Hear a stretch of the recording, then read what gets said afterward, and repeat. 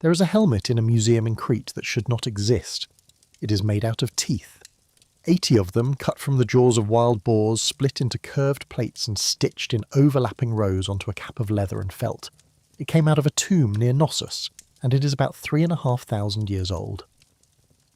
And the reason I am starting with an object rather than a poem is that Homer describes this helmet, not loosely. In the 10th book of the Iliad, he takes you through it like a man who has held one in his hands. The leather shell, the felt padding, the straps drawn tight on the inside, and the white tusks laid in rows, with each row running the opposite way to the one above it.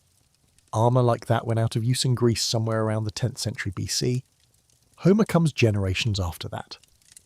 He is describing correctly down to the stitching, a piece of equipment that had been gone from the world before he was born. So how did he know? That is the small version of the question you clicked on. Here is the large one. Was the Odyssey real? Leave the gods out of it, and the witch who turns men into pigs, and the one-eyed giant in the cave. Those belong to the poet, and he can keep them. I mean everything underneath. A real city on a real coast. A war. A sea with real islands in it, and a real man trying to get home across it. And behind all of that, a whole world that existed and then stopped existing. For most of the last 300 years, asking that in a serious room would have got you laughed at. The Iliad and the Odyssey are literature. Magnificent literature, the foundation of nearly everything that came after in the West, but literature all the same. No Troy, no 10-year war, no Odysseus, and certainly no old dog dying on the dung heap outside the gate. Poets invent things, that is the job description. And then people started digging. A city came out of a Turkish hillside, in the exact strategic spot the poem puts it, with 9 cities stacked inside it and a burnt layer full of weapons. A vanished empire's paperwork surfaced, written in another language, filing complaints about a city with the same name in the same place at the same time. A palace in Greece gave up a clay archive in a script nobody could read, in a language that turned out to be Greek 500 years older than Homer. A merchant ship was found on the seabed off Turkey with the whole known world in its hold.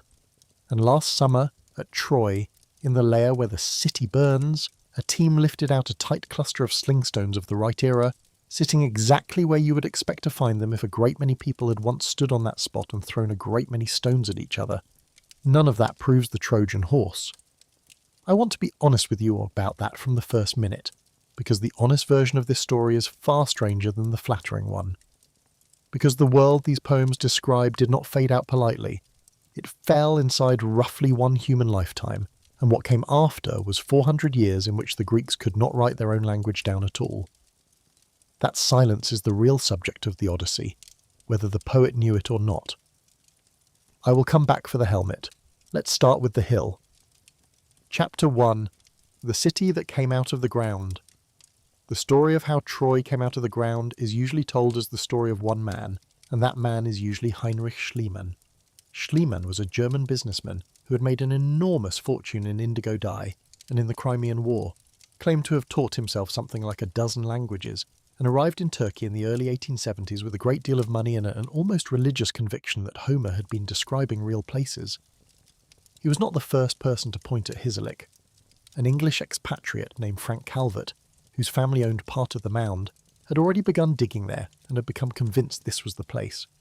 Calvert had the sight and the insight. What he lacked was money. He shared his conclusions with Schliemann, and Schliemann, who was many things but was not generous with credit, went on to take the fame more or less entirely. Calvert died in 1908 in relative obscurity. If you want a small injustice to carry around with you, that's a good one. What Schliemann found when he cut into the mound was not a city. It was cities. 9 of them, stacked one on top of another like layers in a cake, spanning something close to 3,000 years of continuous human occupation. Archaeologists still label them with Roman numerals, Troy 1 at the bottom through Troy 9 at the top. And this is where Schliemann made the blunder that his defenders have been apologising for ever since. He was in a hurry. He wanted Priam's city, and he assumed it would be near the bottom because older meant deeper. So he drove a colossal trench straight down through the middle of the mound, shoveling out everything in his way, and when he hit a hoard of gold jewellery and vessels, he announced to the world that he had found the treasure of King Priam. He photographed his young Greek wife Sophia wearing the gold headdress. The image went around the planet. The gold was real. The identification was wrong by something closer to 1300 years. What Schliemann had actually found belonged to Troy too, a city whose treasure is now dated to around 2500 BC, which puts it 13 centuries before anyone could have fought a Trojan war on that hill. In his rush to reach Homer's Troy, he had dug straight through Homer's Troy, and a great deal of it went out in the spoil heaps. The trench he cut is still visible on the site today, still called Schliemann's Trench, and the guides pointed out. The careful work came afterwards, and it came from other people. Wilhelm Dörpfeld, Schliemann's own architect, sorted out the stratigraphy properly. Carl Blegen, an American from the University of Cincinnati, ran a meticulous campaign in the 1930s that refined the sequence further. And then in 1988, the Turkish government granted an excavation license to a German archaeologist named Manfred Kaufmann, and the picture changed shape entirely. Before Kaufmann, the standard image of Bronze Age Troy was a fortified hilltop, a citadel, impressive walls, a few grand buildings inside, and not much else. A stronghold for a local warlord, and hardly the kind of place a coalition of kingdoms would besiege for 10 years. Kaufmann's team used magnetometry to look under the fields around the citadel before they put a spade in, and the instruments showed something nobody had expected. There was a lower city out there, a large one. Defensive ditches cut into solid rock, houses, streets, an urban area many times the size of the citadel itself. Troy was not a hill fort. It was a proper Bronze Age city, and it sat in one of the most valuable pieces of real estate in the ancient world, the southern approach to the Dardanelles, the narrow strait that controls all traffic between the Aegean and the Black Sea, with the winds and currents in that channel making it a place where ships regularly have to wait. Whoever holds that spot holds the toll booth. The walls of the phase called Troy 6 run to about 5 metres thick, the surviving limestone standing 6 metres and more, and on top of that sat a superstructure of mud brick and timber that took the whole thing to somewhere around 9 or 10 metres. This is not a village that got burned in a squabble. This is a regional capital, and Kaufmann was attacked for saying so with a ferocity that startled people outside Germany. His chief opponent was a historian at his own university, Frank Kolb, and Kolb's objections were specific. Only 2 or 3% of the disputed area had actually been excavated, and the rest was reconstruction. Much of the so-called lower city might have been farmland rather than streets, and against the idea of Troy as a great trading hub, he made the sharpest point of all. No Mycenaean pottery has been found on the Black Sea coast of Anatolia, which is difficult to explain if that trade route was running through Troy. Where has that left things? Somewhere in the middle, which is usually where these arguments land. Kaufmann's supporters conceded that he had oversold parts of it, particularly the trading hub. His critics have not succeeded in returning Troy to being a hill fort. Further excavation after the debate produced more of the lower town. So the first of the old certainties is gone. Troy is not a metaphor. It is a place in Turkey, about a 4-hour drive from Istanbul with 9 cities inside it, and at least one of them is the right size and the right age to be the city in the poem. The romantics who trusted the story were right about the fundamental thing. The serious men who laughed at them were wrong. Which raises the obvious next question, and it's a harder one than it looks, because a city is not a war. Chapter 2. Was there actually a war? Cities burn all the time. They burn because somebody knocked over a lamp, because a granary caught in August, because the ground shook. Northwestern Turkey sits on an active fault system, and one of Troy's layers, the phase called Troy 6H, shows exactly the kind of damage an earthquake leaves. Walls sheared off along their length, collapse patterns that no army produces. Around 1300 BC, something shook that city apart, and the best current reading is that it was the earth doing it, not the Greeks. This is the wall everybody hits. Fire in a destruction layer tells you a city ended. It does not tell you who ended it or why, or whether anyone sang about it afterwards. So archaeologists look for the things that are harder to explain away. The layer that follows, Troy 7a, is the one that has always drawn the attention. It runs to somewhere around 1190 to 1180 BC, and the character of it is different. The grand freestanding houses of Troy 6 get partitioned into small 1 and 2 room dwellings. New houses are packed into what had been open ground and streets, some built right up against the inside of the fortification wall, which is not a thing you do if you are thinking clearly about defence. And into the floors of many of those houses, the Trojans sank enormous storage jars, buried up to their rims with stone slabs laid over the tops. In some houses there were 1 or 2, in others 8, 10, even 20. That detail gets used as evidence for a siege, and it needs handling carefully, because there is a completely undramatic explanation that specialists take seriously. The Troy 6 mansions had upper stories. The Troy 7A houses were single story. If you have lost your first floor, your storage has to go somewhere, and the only direction left is down. On that reading, the jars are not a city stockpiling against attack. They are a city that has run out of room. What nobody disputes is the crowding, and what nobody disputes is how it ended. That layer ends in fair, and in and around it, over decades of excavation, teams have found the awkward details. Bronze arrowheads embedded in and around the walls, bodies that were not buried properly, skeletons dumped in the wrong places, in the wrong postures, without the goods and the care that a late Bronze Age community gave its dead when it had the time and the calm to do things correctly. In the 1930s, Blagan found them. In the 1980s, more came up. And in July 2025, Professor Rustam Aslan of Çanakkale Onsakizmart University and his team went back specifically to chase the late Bronze Age destruction horizon and found that dense cluster of slingstones outside the palace wall. Aslan's own words on it were carefully measured. The concentration in such a small area, he said, points to activity related to defence or assault, not proof of Homer, evidence of fighting in that spot at that time. There is one more detail from that season that I find myself thinking about more than the weapons. Among the finds was a small bone, a metacarpal from an animal, worked and shaped in a way that suggests it was used as a gaming dice, and somebody was passing the time. Now put the archaeology down for a moment, because the strangest piece of evidence for a Trojan war does not come from Greece or from Troy. It comes from a hill in central Turkey, several hundred kilometres inland, where a French architect rode into a valley in 1834 and found monumental ruins that he could not identify. It took another 50 years for anyone to work out whose capital he had been standing in, and from 1906 onward, excavators pulled thousands of clay tablets out of it. The empire was the Hittites, and for most of the modern era, nobody knew they had existed. They ran an imperial state out of a capital called Hattusa. They went toe-to-toe with Egypt, and they kept records the way empires keep records, obsessively, bureaucratically, in cuneiform on clay, which is the most durable filing system humanity has ever devised, because fire bakes it harder. In that archive there is a place in the far west of Anatolia that the Hittites call Wilusa. Say it out loud. Wilusa. The Greek name for Troy is Ilios, and in its older form, before a sound dropped out of the front of Greek words, it was Wilios. The Iliad is the song of Ilios. The Hittites also mention a nearby place called Tarouissa, which lines up uncomfortably neatly with Troia. And Wilusa is not a footnote in these documents.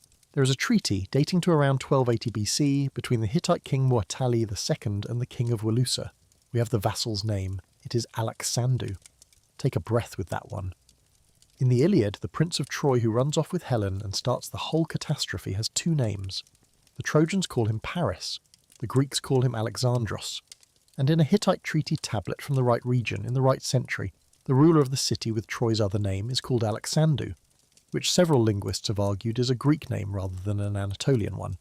Careful here, because this is exactly the point where a channel like this could sell you something. That treaty does not say Alexandru stole anybody's wife.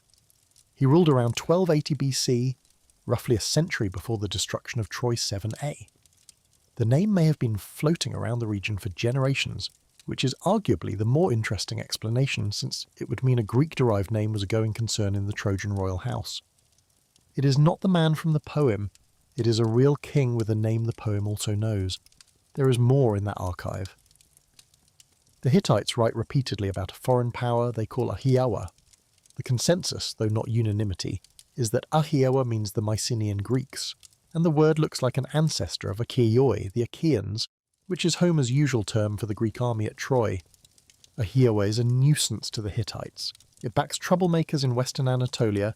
It holds Milawanda, which is almost certainly Miletus on the Turkish coast. And at one point the Hittite king writes to the Ahiawan king and addresses him as my brother, a term the great powers reserved for each other. Egypt got called brother, Babylon got called brother, and so at least once did the king of the Greeks. The single most quoted line comes from the document scholars call the Tawagalawa letter, written around the middle of the 13th century BC. The Hittite king is trying to get a renegade warlord extradited, and in passing he refers to a past quarrel between his kingdom and Ahiawa. And what he says, in translation, is that concerning the matter of the land of Wilusa, over which he and the Ahiawan king were hostile to one another, they have made peace. So a Hittite king, writing in cuneiform, in a language nobody could read again until 1915, casually mentions that the Hittites and the Greeks had once been at odds over Troy, and that it had been sorted out. I would love to tell you that settles it. It does not, and the scholars who work on these tablets are the first to say so. The Hittite verb used there could cover anything from an exchange of extremely rude letters to a full shooting war. It does not describe a siege, it does not name a fleet, and it is a century too early for the burnt layer. What we will almost certainly never dig up is the war itself, as a single event with a start date and a cast list. Wars do not leave labels in the soil. 10 years of siege, 1,000 ships, a wooden horse, those stay the property of the poem, and I would treat anyone who tells you otherwise with caution.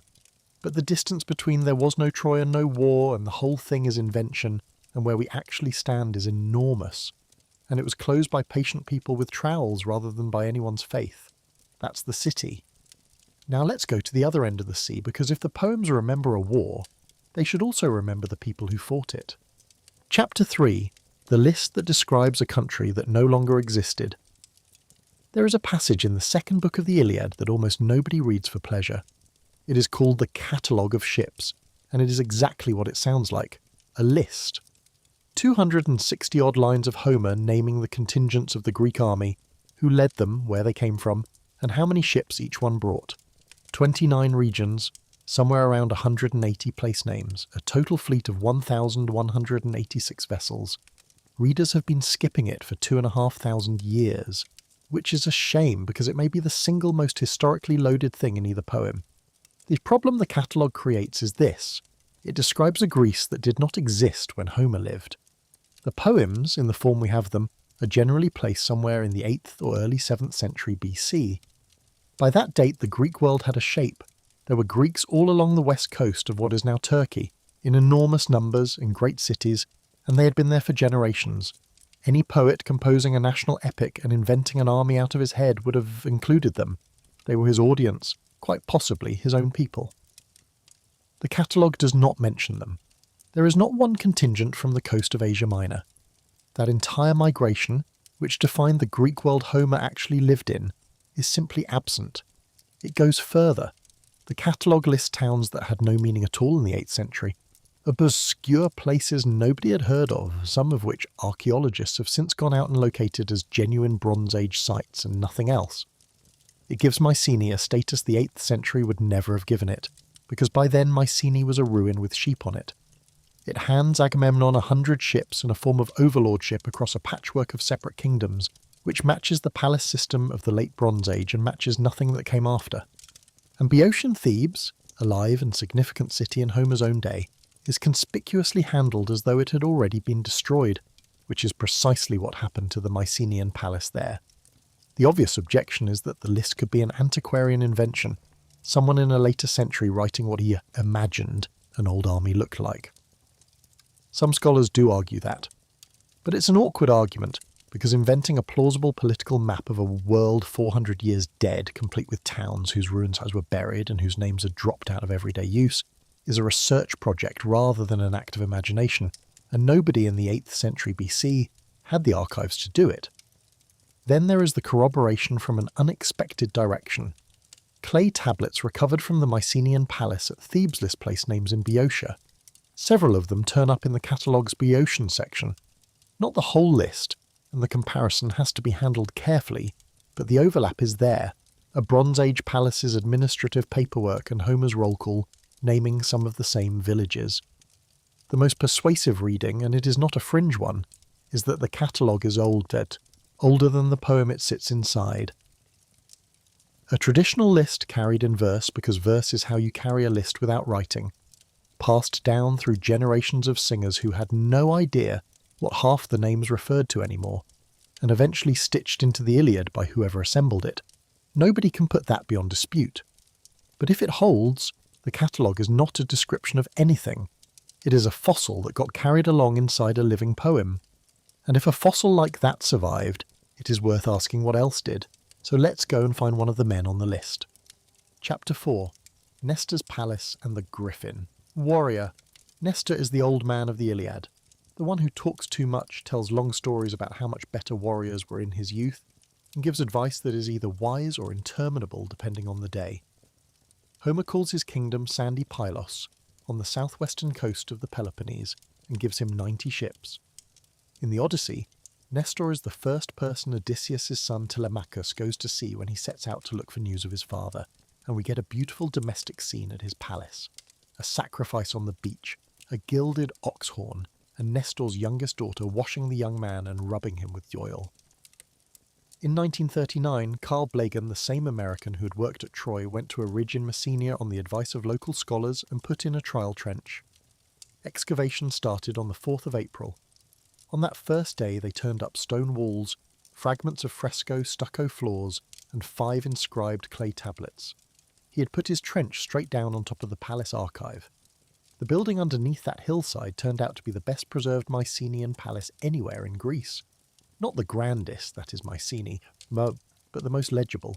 A great central hall with a huge circular hearth, a throne position against the wall, storerooms still stacked with drinking cups by the thousand, corridors, staircases, plaster with painted decoration.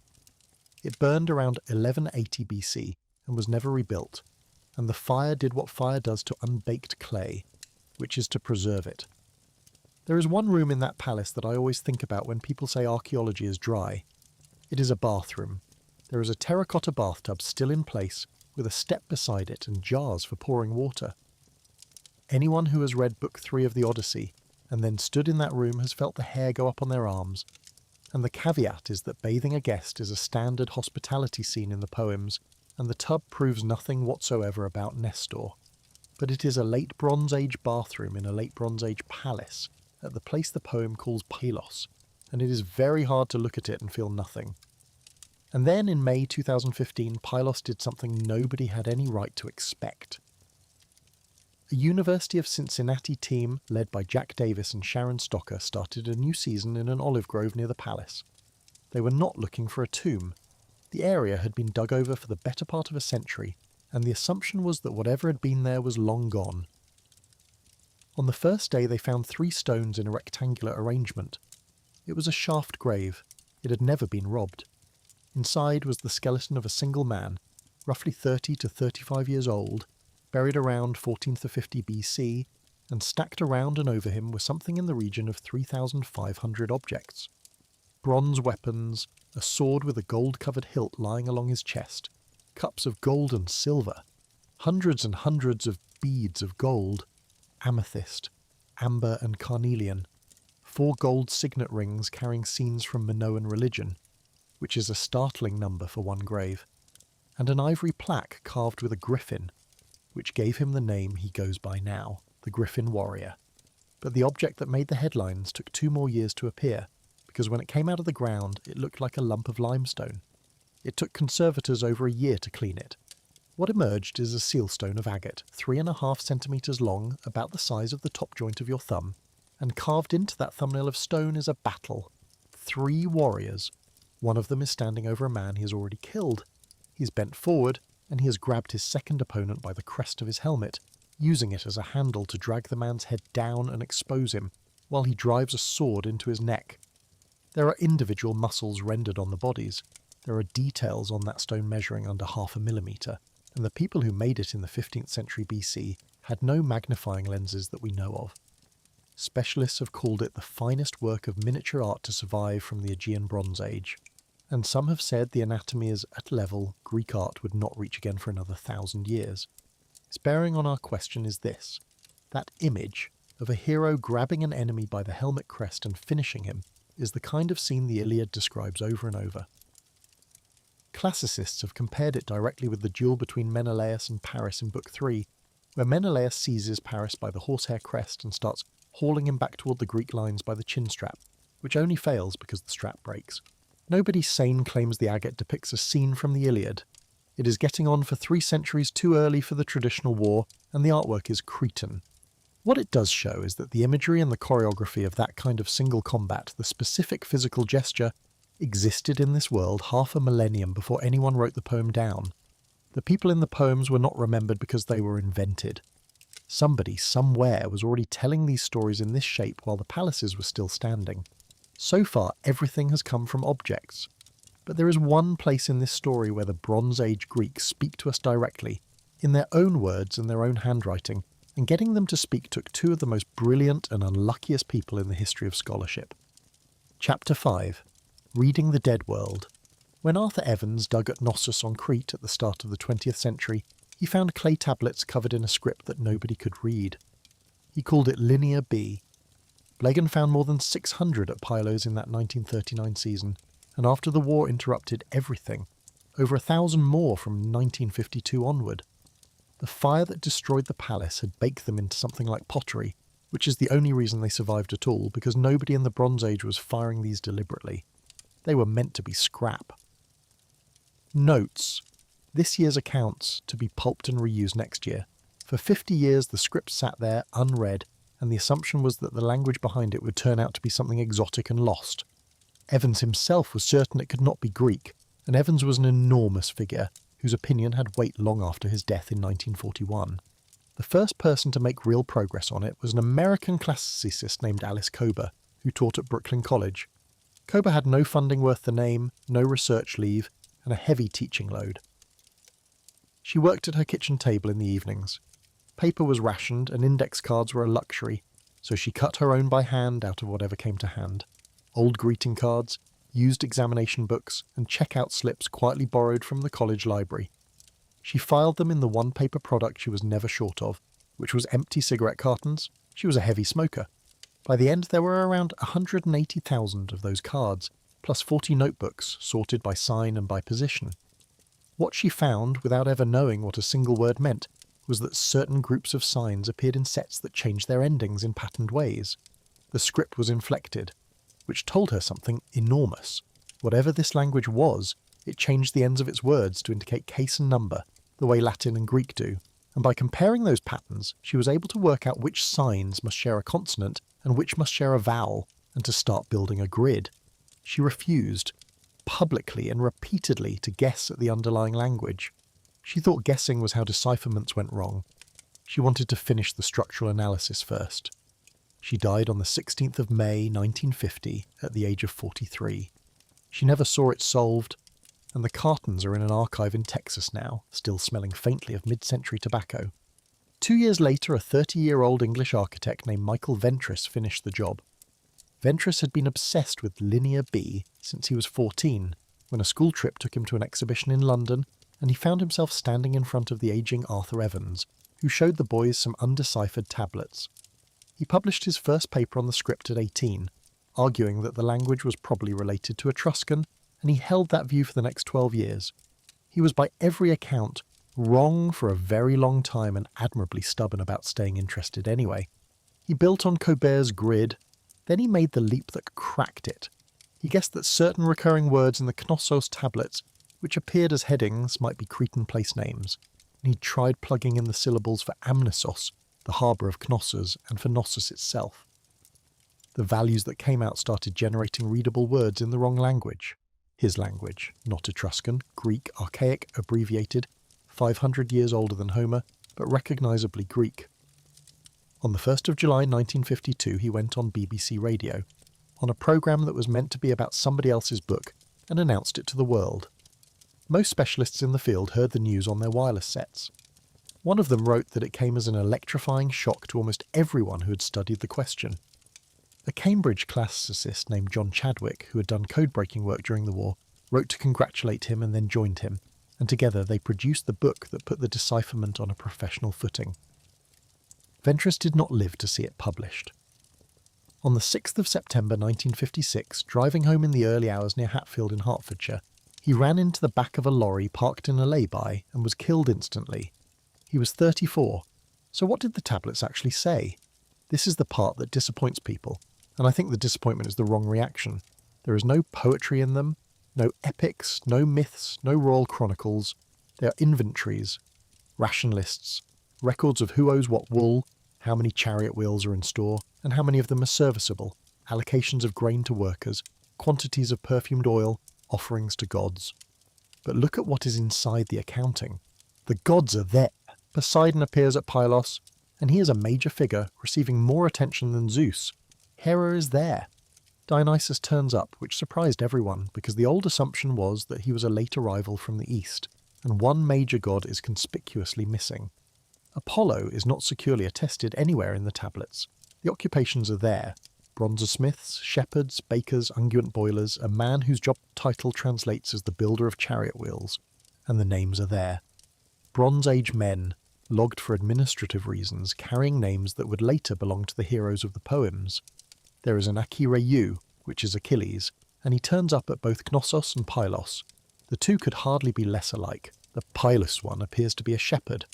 The Knossos one is listed among men who hold a chariot, 2 horses and 2 sets of body armour, which is the Bronze Age equivalent of a private tank, so he is somebody. What that establishes is not that these men were the heroes, it is that the names were in circulation in that world at that time, and 400 years later a poet was still handing them to kings. There is one more group of tablets from Pylos that I have to tell you about, and I will hold the meaning of it back because it belongs at the end of this story rather than here. Among the last things written in that palace before it burned is a set of 5 tablets that begins with a heading. Translated, it runs roughly: thus the watchers are guarding the coastal regions. What follows is a deployment. Around 800 men broken into units posted at named points along the shore. Officers named, rowers assigned. Keep those men on the beach in the back of your mind. We will come back for them. For now, take the plain fact because it is the one that matters here. Before Ventris, you could argue that Bronze Age Greece and Homer's Greece were 2 separate things joined only by wishful thinking. After Ventris, that argument is dead. The people in those palaces spoke Greek. They worshipped gods the poems name. They used names the poems use. When the Odyssey talks about a world of palaces and kings and offerings, it is talking about a world that demonstrably existed, that we can now read the paperwork of. The question stopped being whether the poems reach back into the Bronze Age. The question became how far and how accurately. So let's test it on the one place where the poem is most specific, most personal, and where the evidence has been giving people headaches for over a century. Let's go to Ithaca. Chapter 6, The Island That Fails Its Own Description. In the 9th book of the Odyssey, Odysseus finally tells the Phaeacians who he is, and he describes his home. It is a short passage, 4 or 5 lines, and it is the only real estate listing to survive from the Bronze Age. He says his island is called Ithaca. He says there is a mountain on it. He says it lies low, and that of a group of islands, his is the one that lies furthest toward the dusk, while the others lie toward the dawn. And then there is a problem, and it's the kind of problem that eats decades. The island that is called Ithaki today, and has been called that since antiquity, does not match the description. It is not low-lying. It is a spine of steep limestone with hardly a flat field on it. And it is not the furthest west of the group. Kephallonia sits between it and the open sea, and Kephallonia is both bigger and considerably further west. Ithaki faces east. People noticed this a very long time ago. The geographer Strabo, writing around the turn of the 1st century, was already tying himself in knots trying to make the passage work. Every generation since has produced a fresh attempt. The words mean something else. The poet was confused. The poet had never been there. The manuscript is corrupt, which is the polite academic way of saying that for 2,000 years the most famous island in literature has failed its own audition. And yet Ithaki keeps producing things. In the 1930s, the British school at Athens excavated a cave on the northern shore of a small, unusually calm bay on the island's west coast, a place called Palace. In the Odyssey, Odysseus is put ashore asleep by the Phaeacians, in a bay with 2 headlands sheltering it, and beside that harbour is a cave sacred to the nymphs, where the goddess Athena helps him hide the treasure he has been given. Polis Bay has the 2 headlands, it has the shelter, and it had the cave, until an earthquake in 1953 brought the roof in. The excavation was run by an archaeologist named Sylvia Benton, and what she found inside was a sanctuary that had been in use, more or less without a break, from the early Bronze Age through to Roman times. Pottery, votive offerings, female figures and a cult connected with Athena. They also found bronze tripods, big ones, the 3-legged cauldrons that were the ultimate prestige gift in the early Greek world. the equivalent of a fleet of cars. A landowner in the area had already turned up one before the archaeologists arrived. The excavation produced fragments of at least 12 more, which gives you a total of 13. In the Odyssey, the gifts Odysseus is given by the Phaeacians before he sails home, the treasure he hides in that cave, work out at 13 tripods, one from their king Alcinous and one each from the 12 nobles of his court. And I have to be straight about that number, because it is doing a lot of work in this story and it is not quite as clean as it looks. Homer never says 13, he says 12 nobles and a king, and each of them gives. The 13 is arithmetic performed by later readers. And there is one more thing from that cave, and it is the detail that carries the most weight. Among the finds was a fragment of a clay mask, and scratched into it is a dedication.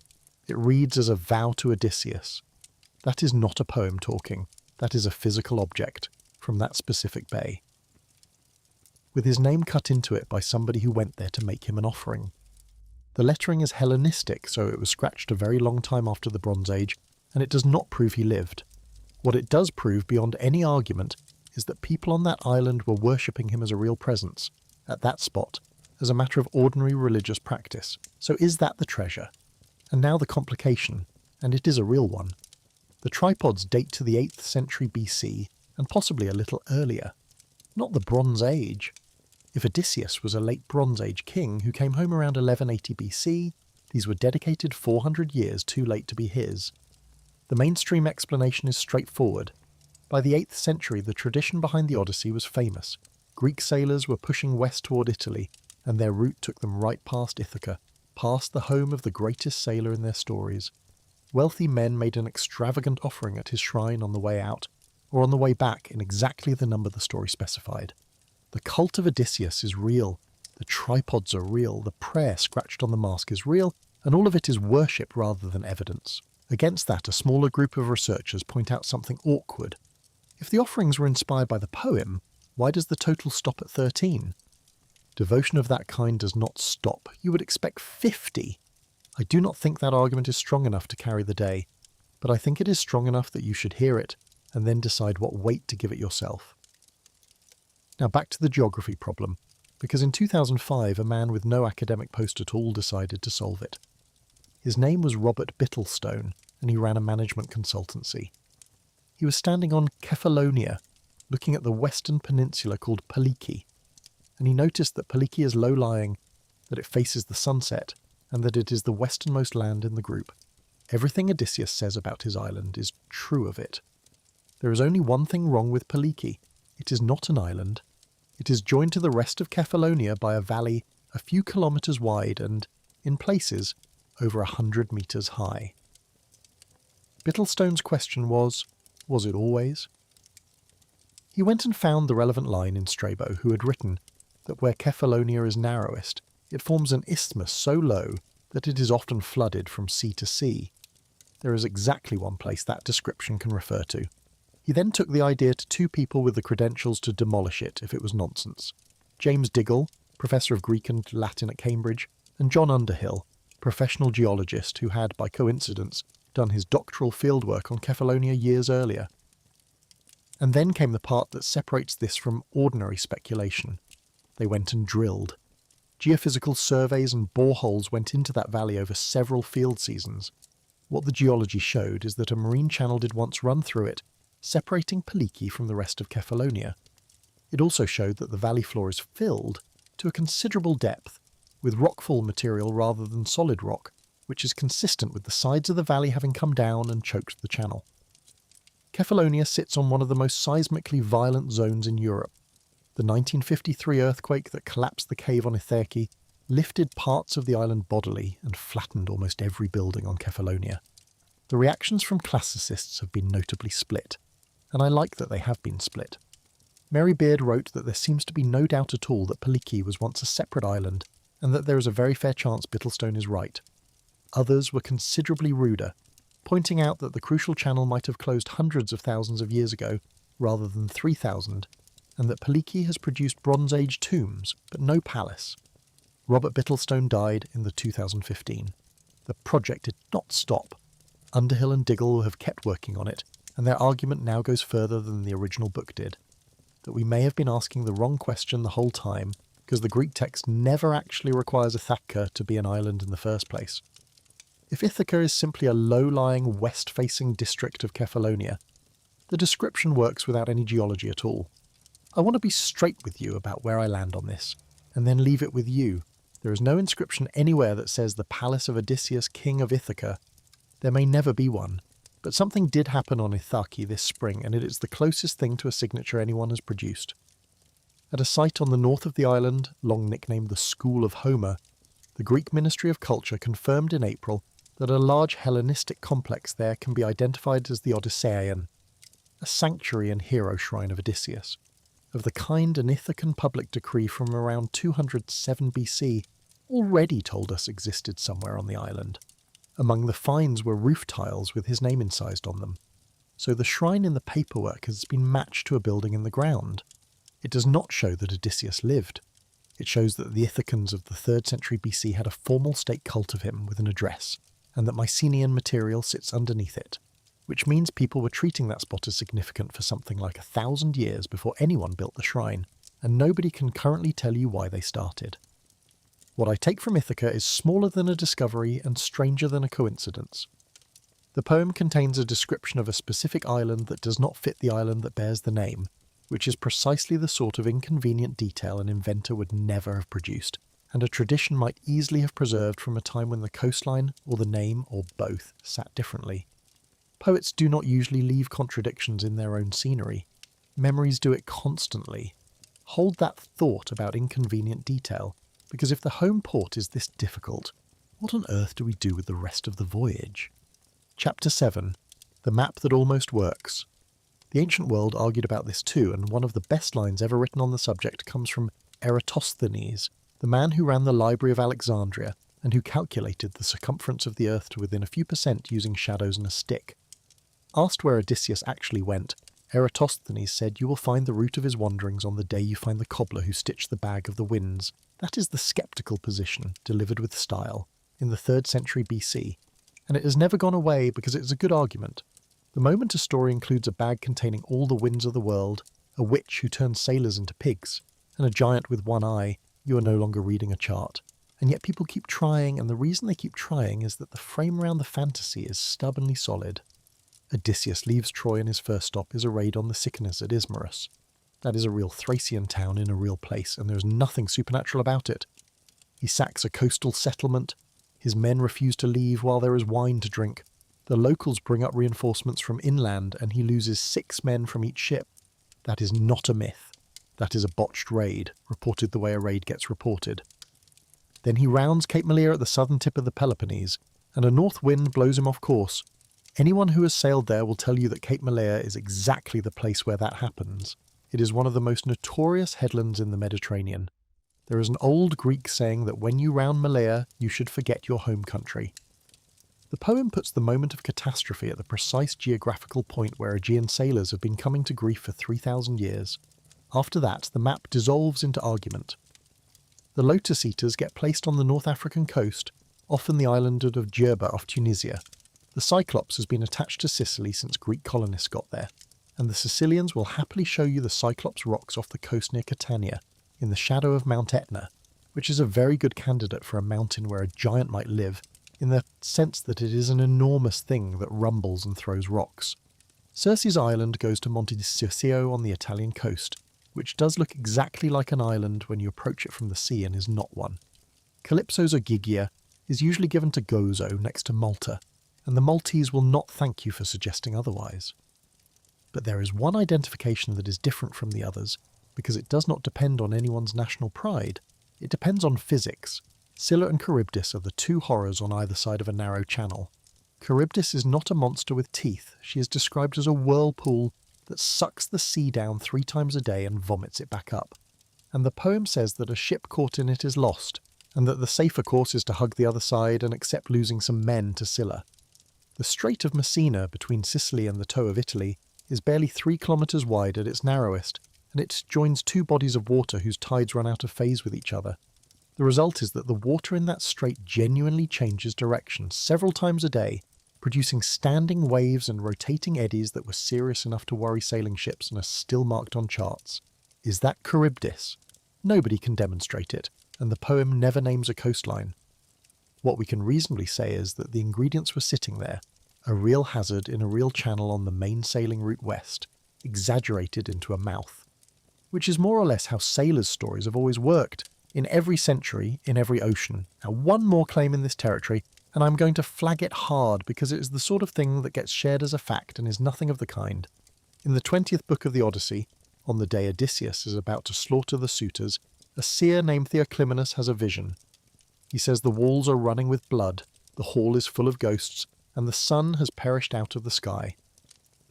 Ancient readers, including Plutarch, thought that described an eclipse, and there was a total solar eclipse visible over the Ionian Islands on the 16th of April, 1178 BC, which is startlingly close to the traditional Greek date for the fall of Troy. Then in 2008, two researchers published a paper taking a different approach. They ignored the eclipse line and instead pulled out 4 other astronomical details scattered through this poem's final weeks. A reference to Venus as a morning star, the Pleiades and Boas both visible at sunset, a new moon on the night of the killing, and a passage about the god Hermes flying far west and back, which they read as the planet Mercury near the end of its westward swing. Those 4 things recur on different cycles, so the combination is rare. They ran every new moon in 125 years of sky, 1,684 of them, and asked which dates fit. One did. The 16th of April, 1178 BC, the eclipse day. It is a beautiful result, and I would love it to be true. Most classicists think it is a house built on sand.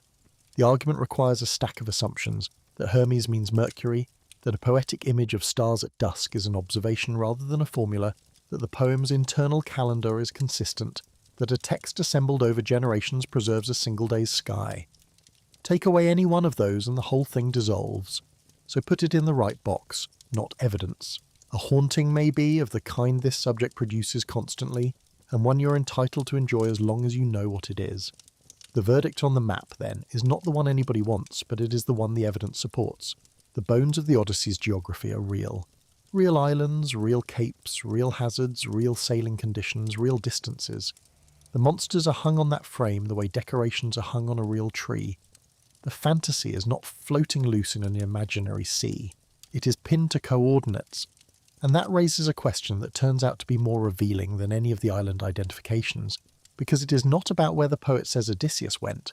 It is about how much the poet knew about ships. Chapter 8. The Poet Who Knew How to Build a Boat. There is a passage in the 5th book that people skip almost as often as the Catalogue of Ships, and it is the most quietly convincing thing in the poem. Calypso has finally been ordered to let Odysseus go. She takes him to the far end of the island where the tall timber grows, and he builds himself a boat. And the poet does not summarise. He walks you through the entire job. Odysseus fells 20 trees. He trims them with a bronze axe and smooths them true with an adze. Calypso brings him an auger, and he bores the timbers and fits them together with pegs and joints. He lays a deck across close-set ribs. He steps a mast, fits a yard to it, and shapes a steering oar. He fences the whole thing with woven willow to keep the water out, and puts ballast in the bottom. Calypso brings cloth for a sail, and he rigs braces and halyards and sheets. Then he levers the finished hull down to the sea on rollers. 4 days' work, described in the order a shipwright would do it, with the right tools in the right hands and the ballast going in at the right moment. You cannot prove authorship from a passage like that, but the inference most people draw is hard to avoid. Somebody in the chain of singers who produced those lines had watched that work done, and probably done some of it because the sequence is right and a person guessing would not get the sequence right. And the detail about boring the timbers and fixing them with pegs is not decorative. That is a real construction technique, and it is the technique. Mediterranean shipwrights built hulls plank first, edge to edge, joining the planks with tenons slotted into cut mortises and locked in place with wooden pegs driven through from the outside. It is an extraordinarily strong way to build a hull and an extraordinarily labour-intensive one, and we know the Bronze Age was already doing it, because we have a Bronze Age hull. The star navigation is right too. When Odysseus leaves, Calypso does not give him a course. She tells him to watch the sky, and the poem says he sat at the steering oar and never let sleep fall on his eyes, watching the Pleiades and Boötes setting late, and the great bear which turns in place and alone has no share into the baths of ocean. That is not decoration either. It is a statement that the bear never dips below the horizon, which is correct for that latitude and is precisely the property that makes it useful. It is the only fixed thing up there, and then comes the instruction, and it is the reason I trust this passage. She tells him to keep the bear on his left hand as he sails. Put the northern stars on your port side and you are steering east. That is a course given in the only terms available to a man with no compass, no chart and no instruments, and it is correct. 17 days of that, and on the 18th he raises land. Everywhere else in both poems the sailing behaves the way real sailing behaved. Ships are black with pitch. They are dragged up onto beaches stern first. Crews put in at nightfall, eat on the sand and sleep by the hulls, because nobody with any sense spent the night at sea if there was a shore available. Voyages happen in the sailing season and stop when the weather turns, and a stranger who arrives by ship is asked, almost as a formula, whether he comes as a trader or a pirate, which tells you a great deal about how ordinary both answers were. None of that is fantasy. All of it is procedure. And here I want to hand you the object that makes all of it physical, because in 1982 a Turkish sponge diver went down off the southern coast of Turkey and came back up with a description of something nobody had seen in 3,000 years. His name was Mehmet Çakır. He was diving off a rocky headland called Uluburun near Kaş, and what he reported with sketches was that there were metal biscuits on the seabed. Metal biscuits with ears. The description got passed along as it was supposed to be because Turkish sponge divers had been briefed for years by archaeologists to report anything odd, and the archaeologists who heard it knew immediately what a biscuit with ears was. It was a copper ingot, a slab of raw metal cast in a flat rectangle with a handle at each corner, which is the shape people call an oxhide ingot because it looks vaguely like a stretched hide, and which was the standard trading unit of the Bronze Age world. Nobody had made one in 3,000 years. Down there, at a depth between about 44 and 61 metres, on a steep rocky slope lay a merchant ship that had gone to the bottom somewhere around 1300 BC. The Institute of Nautical Archaeology, under George Bass and then Shamal Pulak, worked that wreck for 11 seasons, more than 22,000 individual dives. At that depth, a diver gets roughly 20 minutes on the bottom twice a day and then has to come up. 11 years of 20-minute shifts. What they brought up is not a treasure. It is an inventory of a civilization. Chapter 9. The shipwreck off Cass up with the metal, because that is what she was carrying and that is what killed her. 354 copper oxide ingots, plus smaller bun-shaped ones. About 10 tons of copper, and with it, around a ton of tin, which is the difficult half of the equation because copper is common and tin is not. Bronze is roughly 9 parts copper to 1 part tin. Get the ratio right and you have the hardest useful metal on Earth in the 14th century BC, and everything follows from it. Weapons, armour, tools, ploughs, the whole basis of power. Get it wrong or run out of tin and you have soft red metal and a problem. The copper and tin on that one ship would have made about 11 metric tons of high-quality bronze. The researchers who worked out the figure put it in terms that stick, enough to arm close to 5,000 soldiers with swords. That is one hull, one ordinary commercial voyage that happened to sink. Now the rest of the cargo, because the manifest is the argument. Around a ton of terebinth resin, packed into Canaanite storage jars, used for incense and perfume. Roughly 175 ingots of raw glass, cobalt blue and turquoise and lavender. Logs of African blackwood from Nubia, the timber the Egyptians called ebony, elephant tusk, hippopotamus teeth, which were prized for carving, ostrich egg shells, murex shells, the source of purple dye, Cypriot pottery, Mycenaean pottery, Canaanite jars, swords and daggers of Canaanite, Mycenaean and Italian type in the same hold, fishing gear, weights for a merchant's balance in several different regional standards, which tells you the man aboard expected to trade with several different systems, amber beads from the Baltic, a wooden folding writing tablet with 2 leaves that would have held wax, which is the oldest object of that shape ever found and looks, unmistakably, like a book, gold, a chalice, jewellery, scrap, and one small object that stopped everybody when it came up, a gold scarab carrying the name of the Egyptian queen Nefertiti. It is the only gold scarab bearing her name that has ever been found. The food is there too, because the crew had to eat and because some of it was cargo. Almonds, pine nuts, figs, olives, grapes, pomegranates, coriander, safflower. and the ship herself was built of Lebanese cedar, plank edge to plank edge, joined with tenons pegged through the hull. The same technique the poem describes Odysseus using on his raft, 700 years before the poem existed. Count the sources: Egypt, Canaan, Cyprus, Mycenaean Greece, Nubia, Anatolia, Mesopotamia, the Baltic, and somewhere far to the east for the tin. Goods from at least 7 distinct cultures in one hold on one afternoon, going down together off a Turkish headland. That is the world of the Iliad and the Odyssey, sitting on the seabed. What that cargo proves is not that Homer was accurate. It is something underneath accuracy. The age these poems describe was real, and it was a version of the ancient world most of us were never taught. Not isolated kingdoms with the occasional traveller between them, but a working international market 3,500 years ago, in which one merchant ship carried the produce of half the known world because no kingdom on earth could make bronze on its own. And the tin is the part of that story that has gone somewhere strange in the last few years. For decades, nobody could work out where the Bronze Age got its tin. It is a rare metal, and the Eastern Mediterranean has almost none. In November 2022, a large international team published the first comprehensive analysis of the Uluburun tin ingots using lead isotopes, trace elements and tin isotopes together. Their conclusion was that about 2/3 of it came from the Taurus Mountains of Turkey, and the remaining third from mines in what is now Uzbekistan and Tajikistan, more than 3,000 kilometres from the port where the ship loaded. What made that finding remarkable was not the distance but the people. Those Central Asian mining regions were not held by an empire.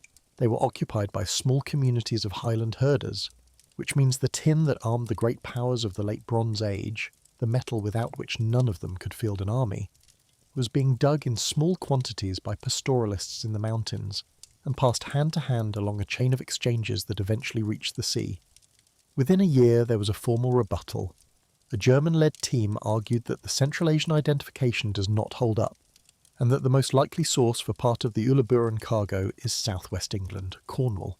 The argument between those camps is live and technical, and nowhere near resolved, which honestly makes the point better than either answer would. Whether that metal came from Tajikistan or from Cornwall, it came from somewhere impossibly far away, through hands nobody in Egypt or Mycenae ever met. So hold two things together. This world was gloriously, improbably connected. And that connection was the thing holding it up. We will need both of those before the end. Chapter 10. The Age of the Great Kings. In 1887, clay tablets covered in cuneiform started coming out of the ruins of a burnt-out city on the east bank of the Nile. The city was Akhenaten, the short-lived capital of the heretic pharaoh Akhenaten, known today as Amarna. The tablets were the Foreign Ministry archive. There are around 380 of them from the middle of the 14th century BC, and they are the correspondence of the great powers. Egypt writing to Babylon, to Assyria, to the Hittites, to Cyprus, to a long list of vassal princes in the Levant. And they are written, for the most part, not in Egyptian and not in Hittite, but in Akkadian, which had become the diplomatic language of the entire Eastern Mediterranean, the way French was in the 18th century. The tone of them is what gets you. They complain about each other's gifts. There is a king of Babylon writing to the pharaoh in a state of barely contained irritation about how little gold he has been sent, and what that implies about how seriously Babylon is being taken. There are negotiations over royal marriages that read like property transactions. There are requests for physicians. There are frantic letters from small coastal rulers begging for troops that never arrive. It is recognisable, grubbily, familiarly recognisable. An international order with etiquette and grievances, and a bureaucracy, and the Greeks were inside it, addressed by the Hittites as brothers. That is the world. Palaces with clay archives, ships with cosmopolitan cargoes, kings who write to each other, tin arriving from beyond the edge of the map. And a poet in the 8th century BC, in a Greece that had none of it, describes exactly that world. He could manage that one of two ways. Either he invented it and got lucky, or somebody handed it to him. Chapter 11. The Memory Fossils. I owe you a helmet. Odysseus and Diomedes are going out at night to spy on the Trojan camp, and their friends kit them out, and when the poet gets to Odysseus's head, he slows right down. Meriones, he says, gave him a helmet made of hide. Inside it was stretched tight with many straps of leather, and a felt cap was fitted into the middle. On the outside it was set all around with the white tusks of a gleaming-toothed boar packed close, running this way and that in the rows, arranged well and skillfully. Hand that to a craftsman and he could build it. The one in Heraklion is not some freak survival either. Fragments came up at Dendra alongside the bronze armour. There is a well-known example from a chamber tomb at Mycenaean. They are painted on frescoes and carved onto ivory plaques, and as recently as February this year more were reported from a tomb near Pylos. They run in the Mycenaean world from about the 17th century BC and vanish as far as the archaeology shows by roughly the 10th. And they are the only helmet in either poem that is not bronze. Everywhere else the armour shines and carries a horsehair plume, which is more or less what Greek warriors were actually wearing in Homer's own century. This thing is made of pig teeth and it surfaces exactly once. That has been treated as the single best evidence that the poems carry genuine Bronze Age memory. A lot of specialists today are much less impressed by it than they used to be. Their objections are worth hearing because they are not silly. The first is textual. Homer does not simply describe the helmet, he gives it a pedigree. He tells us who stole it, who gave it to whom, and through how many hands it passed before Meriones inherited it. Which is exactly how you would write about an object your audience knew to be antique. The poem itself is flagging it as old. The second is that Bronze Age objects did not vanish overnight. Heirlooms survive, frescoes and carvings survived above ground for centuries. A poet in the 8th century could plausibly have seen an old helmet in a wealthy family's hall, or an image of one, without any need for a 400-year unbroken chain of song. The third is the broader point, and it is the one that has reshaped the field. The world of the Homeric poems is not a photograph of any single period. It is a composite. Warriors ride to battle in chariots and then get off and fight on foot, which is not how anyone in the Bronze Age used a chariot, and looks like a poet inheriting the vehicle without inheriting the tactics. Weapons are bronze, but people are cremated, which is an Iron Age funeral rite rather than a Mycenaean one. Iron exists in the poems as a metal for tools and as a prize worth competing for, but almost never for the weapons the heroes actually fight with, which is precisely the compromise you would expect from a tradition updating itself in an iron-using present, while keeping the heroic bronze. The world of the poems, in other words, is a layered thing, built up like the mound at Hisarlik, with old material at the bottom and newer material on the top, and a certain amount of mixing in between. I find that more interesting than the simple version, not less, because it means the question is not whether the poems are a time capsule, it is which pieces are old and how they survived, and there are pieces that are very hard to explain any other way.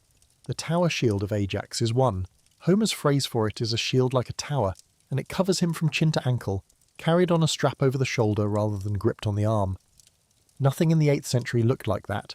Shields in Homer's day were round and worn on the forearm, but full-length body shields are all over Mycenaean art, on frescoes and inlaid daggers and sealstones, and they went out of use with the palaces. Silver-studded swords are another. The phrase recurs constantly in both poems, almost as a reflex, and swords with silver rivets in the hilt are a distinctive Mycenaean type, recovered from Mycenaean graves, and they are not a thing anyone was making in Homer's time. Then there is the general shape of the world, a Mycenae rich in gold, a great king at Mycenae holding a loose overlordship over other kings, palace economies, political map with no Dorians and no Ionian cities. All of that is the Bronze Age, and none of it was true when the poems were composed. There is one small piece of evidence about how seriously to take these physical descriptions that arrived very recently, and I love it. In 1960, Greek and Swedish archaeologists digging at Dendra, a few kilometres from Mycenae, opened a chamber tomb and found a complete suit of body armour. Bronze plates, a high collar, shoulder guards and hooped bands protecting the torso down to the thighs. It is about 3,500 years old, and it is one of the oldest full suits of armour in Europe. For 60 years the argument about it went in circles. It looked cumbersome, it looked heavy. The consensus drifted towards ceremonial, something a chief was buried in rather than something anyone could fight in. In 2024, a team from the University of Thessaly and the University of Birmingham decided to stop arguing and test it.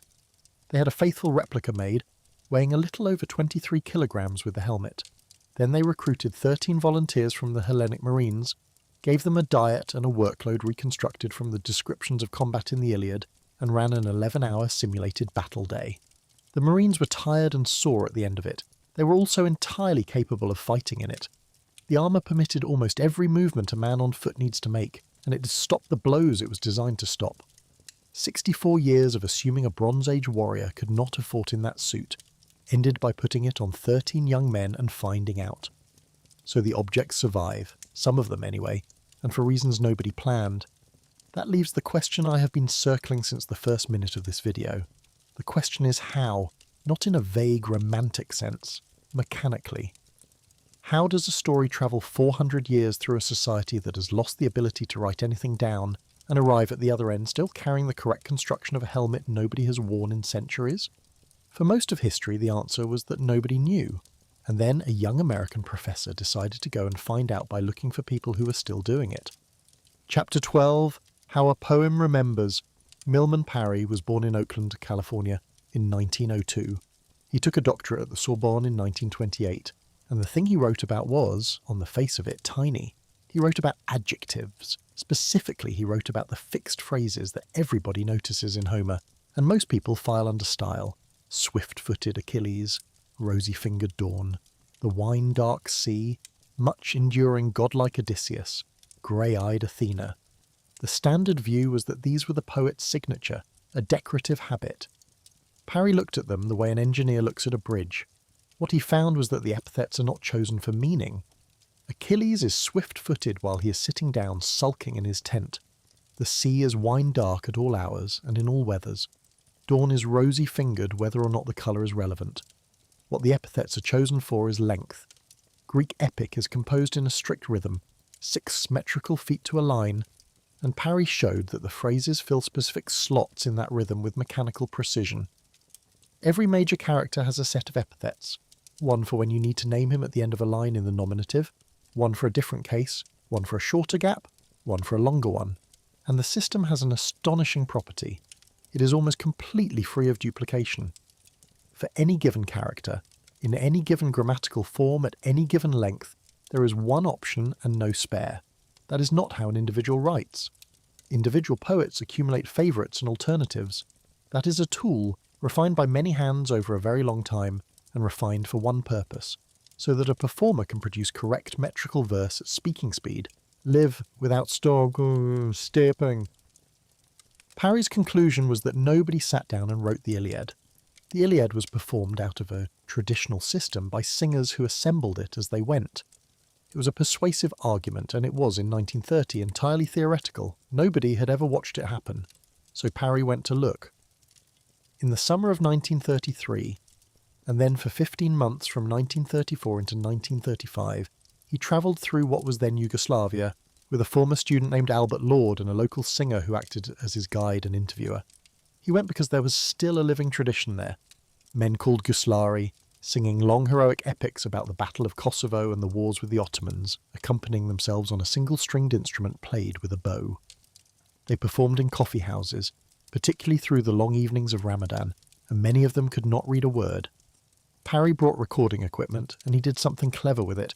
Discs of that era ran out after a few minutes, which is useless if you are trying to capture a performance that lasts hours. So he had a rig built with 2 turntables connected by a toggle switch, and his team simply flipped from one to the other, so the recording never stopped. Over those expeditions they collected more than 12,500 texts, something like 700,000 lines of verse, and thousands of double-sided aluminium discs. What he found was not what he expected, and it is the most important part of this whole story. The singers were not remembering songs, they were building them. Parry and Lord would ask a singer whether he sang a particular song exactly the same way every time, word for word, and the singer would say yes, of course, always the same. Then they would record him twice, weeks apart, and the 2 performances would differ by hundreds or thousands of lines. Episodes expanded. Descriptions grew or shrank depending on the audience and the hour, and how much the man had been paid. The singers were not lying. Their idea of the same was different from ours. To them, the song was the story. This hero, this voyage, this wedding, this betrayal. The words were the medium, and the medium was rebuilt fresh every time out of formulas and stock scenes, the way a bricklayer rebuilds a wall out of the same bricks, which explains in one stroke the thing that had puzzled everyone about Homer. That is why the poems contain a helmet from 1400 BC, and a funeral rite from 900 BC, and a shield from the poet's own century, all in the same afternoon. A living tradition does not preserve a period. It preserves a story and it redresses that story in whatever the singer's world provides, while certain details survive because they are locked into the meter, or into a famous line, or because they belong to a moment too striking to change. Some things get carried, most things get replaced, and nobody involved is aware of the difference. Now, the length question, which is where Parry's fieldwork produced its single most extraordinary result. The Odyssey runs to a little over 12,000 lines. The standard objection to the whole oral theory has always been that no illiterate performer could possibly hold something on that scale. In Bijelopolia, in what is now Montenegro, Parry recorded a man named Avdo Medjedovic. Avdo was a farmer and butcher of about 60, a former soldier, and he could not read. He had learned his craft from his father. He had a working repertory of 58 epics. Over 5 days in July 1935, Avdo dictated a song called The Wedding of Smailagic Meho, line by line, while Parry's assistant wrote it down. It ran to 12,311 lines, and on the 5th day, Avdo mentioned that he knew longer ones. He was not exaggerating. He later performed one that ran past 13,000. That is not a typographical accident of length. The Odyssey is a little over 12,000 lines. A farmer in a Montenegrin village matched it in 1935 without being able to write his own name, and then Parry set him a test, which is the moment I keep coming back to. They brought in another singer, Mumin Vlahovliak, who performed a song called Bechiragic Meho. Avdo had never heard it. He sat in the room and listened to the whole thing once, and it ran to 2,294 lines. Then he was asked to sing it back. His version came out at 6,313 lines, nearly 3 times the length, with the same story running through it, the characters filled in and the scenes opened out. He had taken it in on a single hearing and rebuilt it at scale, in his own hands, on the spot. That is the mechanism. That is how a world crosses 400 years without writing. Not by memorizing a text, but by a chain of people who each learned the shape of the story and then made it again. Milman Parry did not get to write the book. In December 1935, back in America, and packing to travel, he was in a hotel room in Los Angeles when a handgun in his luggage discharged. He was 33, police concluded the gun had gone off by accident, and a detailed modern review of the evidence has agreed with them. His major work existed only as articles and as thousands of aluminium discs in boxes. Albert Lord spent the rest of his life on it. Let me be precise about what the fieldwork does and does not license, because this gets overclaimed in both directions. It does not prove that the Odyssey preserves accurate history. If anything, it cuts the other way. It shows that oral tradition is fluid, that it updates constantly, and that a singer's confidence about fidelity is worth nothing at all. What it does prove is that the transmission is possible, that a pre-literate society can carry narratives of enormous size across generations with real material surviving inside them. Names survive, so do places, and objects striking enough to get welded into a formula and carried along inside it. So, in outline, does the memory of a catastrophe. Think of it as a river carrying a stone. Everything soft in the water is churned and replaced continuously. The stone gets rolled along, chipped, worn smooth, moved a very long way from where it started. And it is still a stone. You can pick it up at the other end and tell what it is made of. The boar-tusk helmet may be a stone. The Catalogue of Ships is almost certainly a stone. The name Wilusa is a stone. And the largest stone of all, the one this whole story has been carrying since the first minute, is not an object at all. It is the memory of what happened to the world these poems describe. Why did the Greeks need to remember it? Why was there a 400-year gap, a period in which a people who had built palaces and kept written accounts could no longer do either? Because something happened around the year 1200 BC, and it is one of the most frightening things in the human record. Chapter 13. The World That Fell. Take the world we have just built, piece by piece. Palaces in Greece with clay archives and painted floors, a Hittite empire running western Anatolia through vassals and treaties, Egypt at the height of the New Kingdom, Babylon and Assyria in Mesopotamia, Cyprus refining copper, and on the Syrian coast the port of Ugarit, a small kingdom that had made itself indispensable by sitting exactly where everyone's cargo had to pass. Between them, ships like the one at Uluburun, roads, diplomats, marriages, translators, a shared language of correspondence and agreed etiquette between kings. Within about one human lifetime, almost all of it was gone. The historian Eric Klein wrote the book that put a single symbolic date on it, and he chose 1177 BC, the 8th year of the reign of Ramesses III, because that is the year we have the clearest surviving account of the crisis from someone who lived through it. He is careful to say the date is a marker rather than an ebol. The unravelling took decades. The damage list is worth going through slowly, because most people have never been told any of it. Every major Mycenaean palace in Greece was destroyed by fire in this window, and none of them was ever rebuilt as a palace. Pylos burned around 1180. Mycenaean Tiryns were hit. The palace system, the writing, the administration, the whole apparatus, ended. The Hittite Empire, which had fought Egypt to a standstill at Kadesh and held Anatolia for the better part of 5 centuries, simply stopped. Their capital, Hattusa, was abandoned, its royal quarter emptied and then burned. The excavators found the temples and the palace stripped of anything portable and valuable, and the usual reading of that is a planned withdrawal rather than a sack, a court packing up and leaving rather than an enemy arriving, which, if it holds, is arguably worse. Somebody looked at the situation and decided the capital was finished. Ugarit was destroyed so completely that it was never resettled, which is why we have its archives. Nobody came back to build on top of them. Cyprus was disrupted. The Levantine city-states were smashed or transformed. Egypt survived, at enormous cost, and was never again the empire it had been. For a very long time there was one explanation on offer, and it came from Egypt. On the walls of Ramesses III's mortuary temple at Medinet Habu, near Luxor, is one of the longest hieroglyphic inscriptions ever carved, and it describes an enemy unlike anything in Egyptian experience. The foreign countries, it says, made a conspiracy in their islands. All at once the lands were removed and scattered, and then the line that has echoed for 3,000 years. No land could stand before their arms, from Hatti, Kode, Karkemish, Azawa and Alashia on, being cut off at one time. Hatti is the Hittite Empire. Alashia is Cyprus. The pharaoh is listing the powers of the known world and saying that all of them fell. He names the coalition, the Peleset, who almost certainly become the Philistines of the Hebrew Bible, the Cheka, the Shekelesh, the Denian, the Weshesh.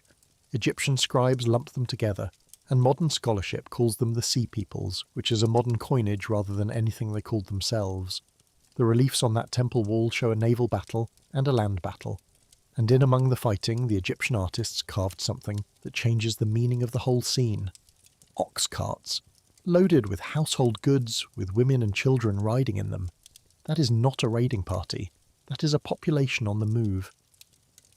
For most of the 20th century, the Sea Peoples were the answer. Mysterious raiders came out of the west, burned everything, and the Bronze Age ended. Almost nobody who works on this now thinks that is the whole story. The problem is that the Sea Peoples look at least as much like a symptom as a disease. If your world is already coming apart, if the harvests are failing and the trade has stopped and the palace can no longer feed you, then getting into a boat with your family and going to find somewhere that still has grain is not an invasion. It is what desperate people do. The raiders may have been refugees from the collapse before they were agents of it, and the harvests were failing. This is where the science has come in hard over the last 15 years, and it has come from mud. If you push a core down into the sediment at the bottom of a lake, you recover the pollen that's settled there season after season, layer on layer, and if you date the layers, you get a record of what was growing. Teams have now done exactly that across the eastern Mediterranean, and the results line up in a way that is difficult to argue with. Cores from the Syrian coast show the vegetation shifting toward drought-tolerant species from roughly 1200 BC. Cores from Cyprus show the same window turning dry enough that rainfall may have fallen below what the local agriculture needed. Cores from the Sea of Galilee and the Dead Sea show a severe dry period beginning around 1250. A stalagmite from a cave in Israel shows precipitation declining steadily through to about 1150. Different countries, different methods, different research groups, the same signal. Climate specialists now refer to it as the 3.2 kilo-year event, and in some regions the word being used is mega drought, running for up to 3 centuries. Then add the ground moving. Geologists have argued for what is called an earthquake storm, a sequence of large quakes propagating along the fault systems of Greece and the Aegean and Anatolia over a span of roughly 50 years around 1200 BC. Earthquakes do not end civilizations by themselves, civilizations rebuild, but they are very good at knocking the props out from under one that is already struggling. So the modern account of the end of the Bronze Age is not a villain. It is a pile-up, a drying climate over several generations, failing harvests and rising food prices, populations moving, internal unrest in states that could no longer deliver, earthquakes, raiding that grew as central authority weakened, which made trade more dangerous, which made the raiding worse. And running underneath all of it, the thing we saw in the hold of that ship, they needed each other. No kingdom in that world could make bronze on its own. The copper was in one place, the tin was 2,000 miles away in another, and the whole system ran on long chains of exchange that depended on ships being safe and roads being open, and kings being on speaking terms. Cut those chains and it is not an inconvenience.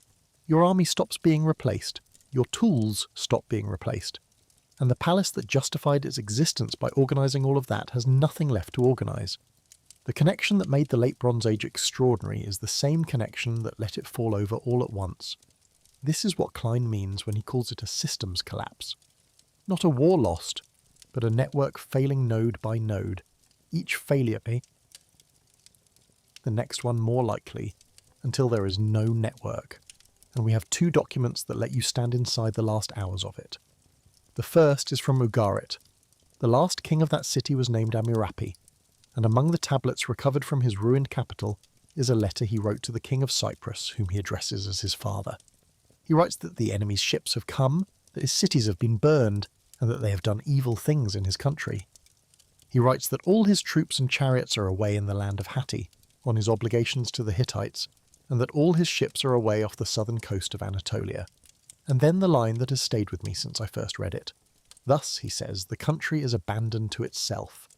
7 enemy ships, he says, inflicted this much damage. 7 ships. We also have a reply from Cyprus to Ugarit, and it is possibly the most useless letter ever written.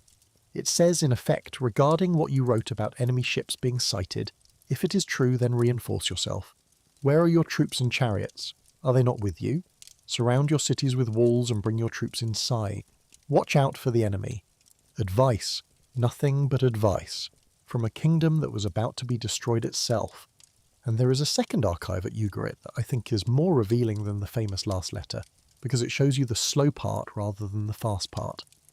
It was found in the townhouse of a merchant named Urtenu, who ran a trading firm on behalf of the state.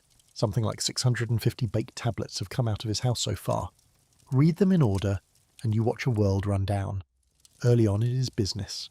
Copper ingots, timber, shipments, the ordinary paperwork of man doing well. Then in the years either side of 1200 BC, the tone changes. The letters start using the Akkadian word for hunger. Officials write asking for grain, and the asking turns into pleading. One Hittite official writes that if there is any goodness in his correspondent's heart, he should send even what is left over of the grain and save him. That is what a systems collapse looks like from inside. Not an army on the horizon. A man you have done business with for 20 years, writing to ask for the leftovers. And the second document is the one I asked you to keep in the back of your mind. At Pylos, in the last months before the palace burned, the scribes wrote that set of tablets about the watchers guarding the coastal regions. Around 800 men, distributed in units along the shore, with named officers and named stations. Other tablets from the same period record rowers being mustered. Shortly after those tablets were written, the palace at Pylos was burned to the ground, and the fire baked them hard enough to survive for us to read. I have to give you the caution because the caution matters and it is routinely left out when this story is told. Nothing on those tablets says an attack is expected. There is no panic in them.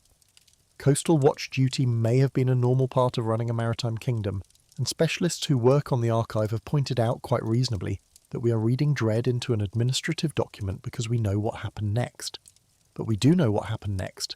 800 men on the beaches, the clerks logging their names and their postings, in Greek, in a script that predates Homer by half a millennium, and then the fire. Chapter 14. 400 Years of Silence. What follows is the part that is hard to hold in your head. Greece did not get poorer for a decade. It fell off a cliff and stayed at the bottom for something like 400 years. Start with the writing because it is the cleanest measure. Linear B existed for one reason, run a palace. It was a tool for counting sheep and issuing rations and tracking chariot wheels, and it lived in the hands of a small number of trained clerks employed by an institution. Burn the institution, and the clerks have no job, no clients, and nobody to train. Within a generation, the skill is gone, and it was gone, completely. From roughly 1180 BC to somewhere around 800, there is no Greek writing of any kind, not one inscription, not one tablet, not a scratched name on a pot. A people who had kept written accounts stopped being able to write, and stayed that way for longer than the United States has existed. Everything else went with it. Monumental building and stone stopped. Fresco painting stopped. The engraving of gemstones, that fantastic Cretan skill that produced the combat agate, stopped so thoroughly that Greek art would not reach that level of miniature realism again for 1,000 years. Chariots went. Long-distance trade shrank to a trickle. The number of occupied settlements archaeologists can identify in Greece falls off drastically. The palaces were not rebuilt. Nobody tried. There was nobody left who knew how, and nothing left for them to administer. That is the gap. That is what sits between the world these poems describe and the man who described it. I owe that period some fairness, though, because Dark Age is a label historians increasingly dislike, and the reason they dislike it is a site on the island of Euboea called Lefkandi. British archaeologists began working there in 1964, and for years they found a settlement that was prosperous before the collapse, and prosperous again in the 8th century, with the expected emptiness in between. Then they turned to a mound on the hillside opposite and started finding graves that had no business being that rich. In 1980 they found the building. It is around 50 metres long and about 10 metres wide, with a curved end, a colonnade running round the outside, and mud brick walls on stone footings. It dates to around 950 BC. There is nothing else like it anywhere in Greece for centuries in either direction. It is by a wide margin the largest structure anyone in the Greek world built during the entire so-called Dark Age. Cut into the floor were 2 shafts. The first held 4 horses, thrown in together. 2 of them still had their iron bits between their teeth. The second held 2 people. A woman, laid out in her mid to late 20s, dressed with gold discs over her breasts, gold rings, an elaborate necklace that was already an antique when it was buried with her, made somewhere in the Near East hundreds of years earlier. Beside her, an iron knife with an ivory handle, and a man, cremated. His ashes had been wrapped in a cloth and placed inside a bronze amphora of Cypriot workmanship, itself already old, decorated around the rim with a hunting scene. His iron sword and spearhead were laid alongside. Open the 23rd book of the Iliad, where Achilles buries Patroclus, and look at what happens there. The body is burned, the bones are gathered and wrapped in fat and placed in a golden vessel. Horses are killed at the pyre, a mound is raised over the whole thing, a funeral in a poem, and a funeral in the ground on Euboea, separated by whatever distance you think separates them. The Lefkandi burial does not prove Homer was describing real rites, and the likelier reading runs the other way, that the rites in the poems are the rites of the Iron Age Greeks who were singing them, not of the Bronze Age heroes they were singing about. But it tells you something else, and it matters. The lights did not go all the way out. Somewhere in the 10th century BC, in a country that had lost writing and cities and almost everything else, there was a community wealthy enough to raise a 50-metre building for one funeral, connected enough to be bearing Cypriot bronze and Near Eastern gold, and confident enough to bury a man like a hero. They were poor. They were not empty. And then there is the strangest behaviour of all, and it starts in the 8th century BC, right around the time the poems are taking their final shape. Greeks began going to the ruins. All over the mainland there were remains of the vanished world. Collapsed thallus tombs like stone beehives, the shattered walls of Mycenaean Tyrrhens built from blocks so enormous that no one could imagine a human being lifting them. And in the 8th century people started leaving offerings at them.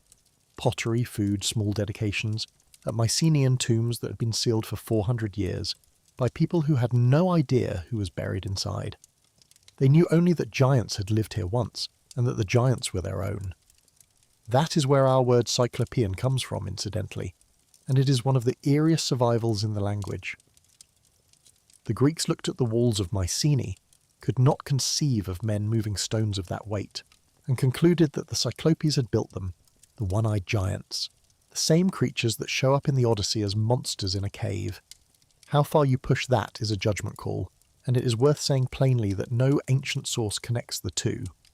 The etymology is solid. The Greeks really did credit those walls to the Cyclopes, and Pausanias says so outright. Whether the giant in the cave grew out of the same habit of mind, a people explaining ruins they could not account for by inventing builders large enough to have made them, is inference rather than evidence. But it is the kind of inference that is hard to put down once you have picked it up. That is what the darkness did. It did not just remove writing and wealth, it removed the ability to recognise your own history when you were standing on it, which is exactly the condition in which a song becomes the only thing you have got. Chapter 15, When the Words Came Back. Writing came back to Greece around 800 BC, and it did not come back the way it left. Nobody rediscovered Linear B. That script was dead and would stay unreadable until Michael Ventris.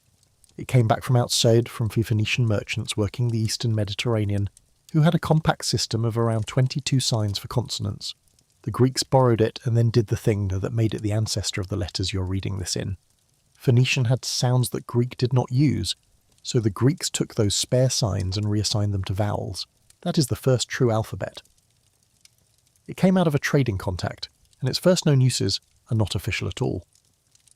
One of the two oldest surviving pieces of Greek alphabetic writing is scratched onto an Athenian wine jug from around 740 BC, and it says something to the effect that whoever of all the dancers now dances most likely will get this. It is a prize at a party, and the letters run right to left, because that is how the Phoenicians wrote, and the Greeks had not yet turned the traffic around. The other one is better, and it is the reason I have saved this for here.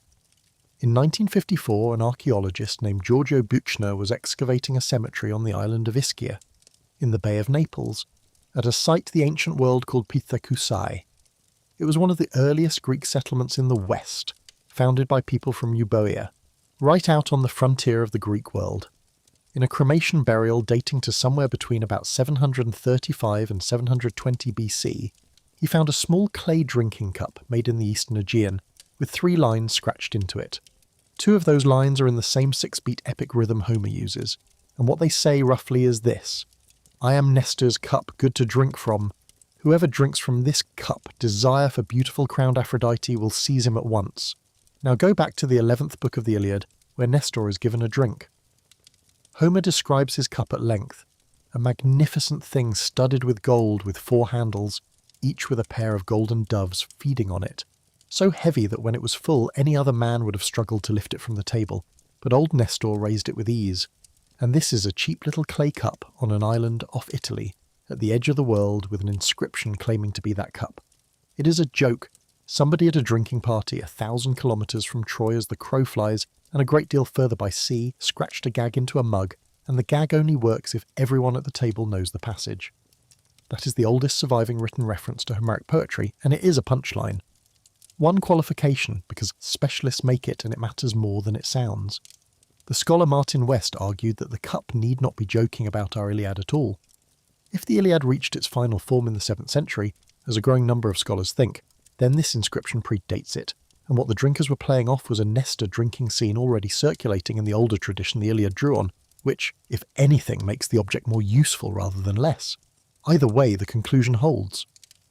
Within a generation or 2 of the alphabet arriving in Greece, in a colony far out on the western fringe, this material was already common property, not the possession of scholars or priests, the kind of thing you could riff on over wine and expect the man next to you to laugh. So who was Homer? I am not going to pretend that has an answer. The ancient Greeks themselves did not know. 7 different cities claimed to be his birthplace. There was a tradition that he was blind.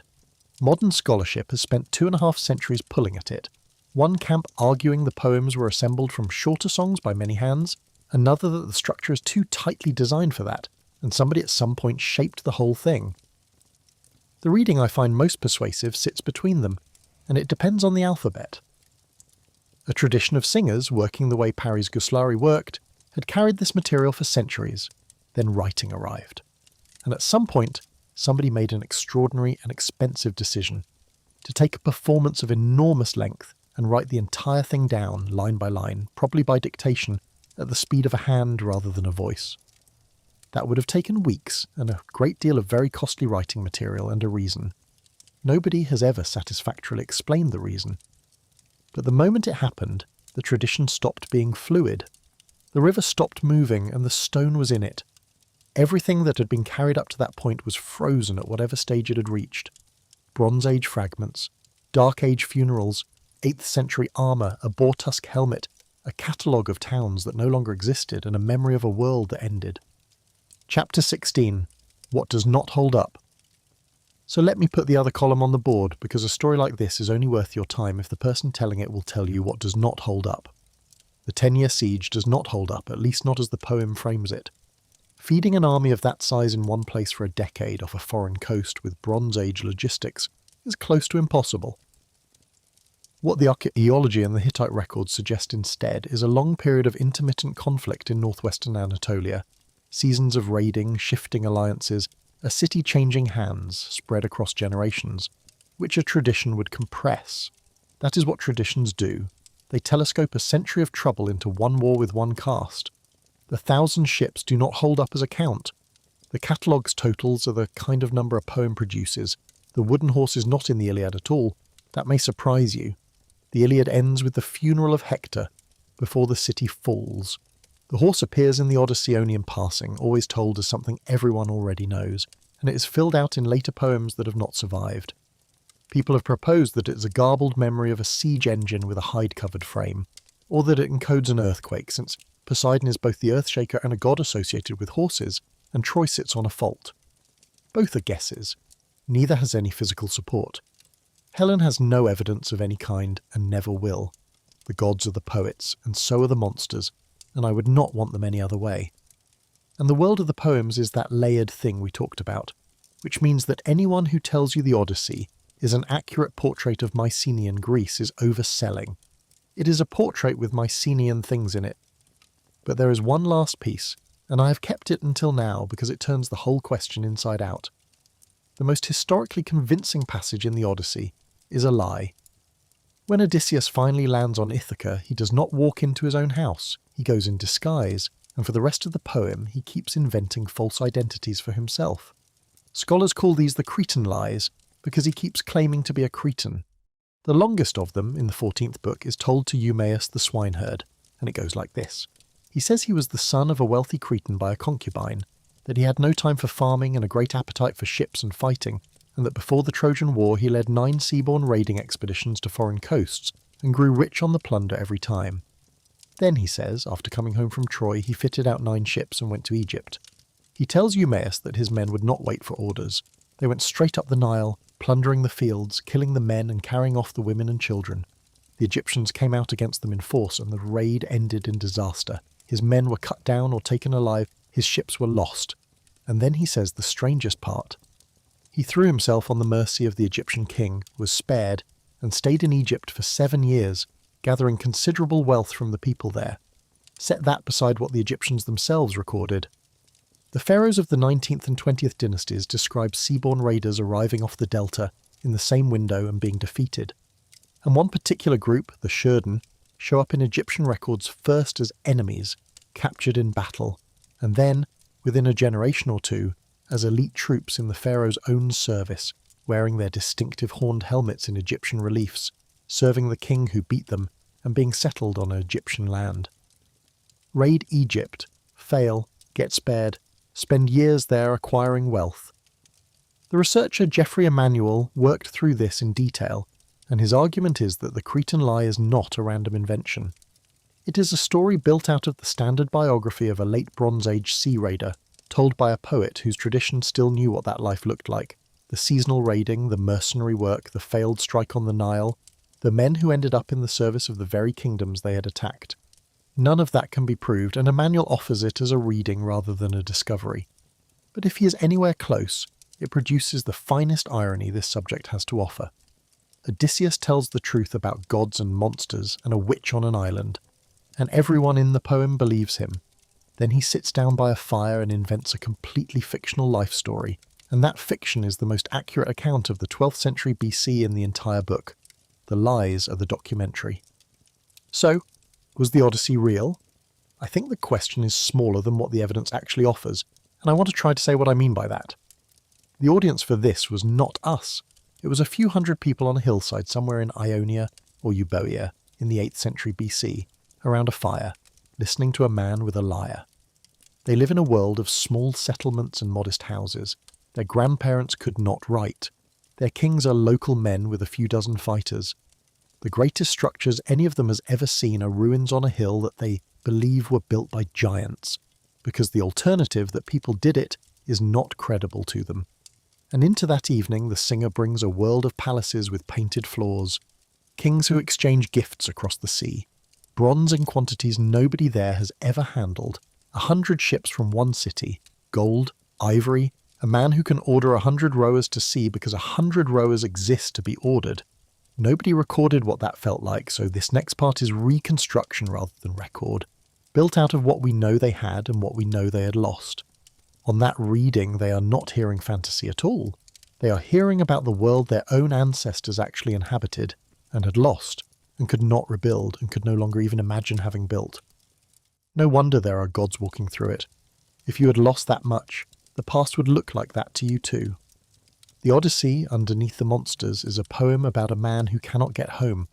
It was carried across 4 centuries by people who could not get home either, because home had burned down and nobody had written the address anywhere.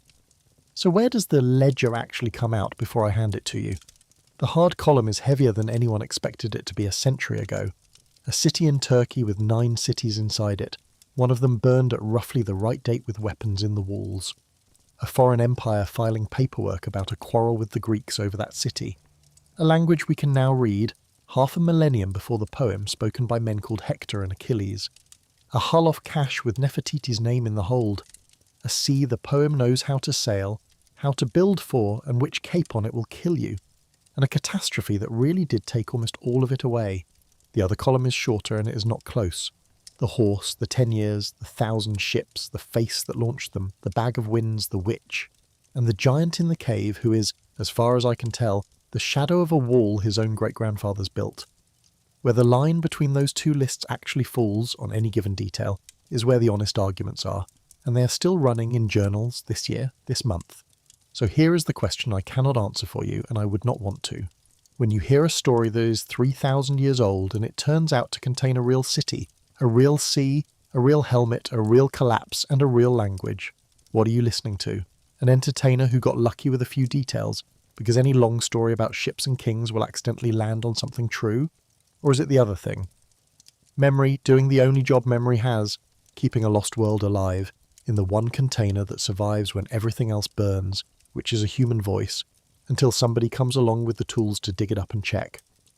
I lean one way, you may lean the other. Neither of us can prove it, and I think that is the honest state of the evidence rather than a failure of nerve.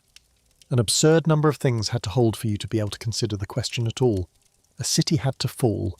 The people who saw it had to survive and lose their writing and keep singing anyway. Somebody had to remember a helmet made of pig teeth for 400 years without knowing why it mattered. Somebody had to spend a fortune having 12,000 lines written down by hand. Manuscripts had to be copied and carried through the fall of Rome. A Brooklyn schoolteacher had to cut 180,000 index cards out of cigarette cartons. A young architect had to guess right about a place name and then die on a road 4 years later.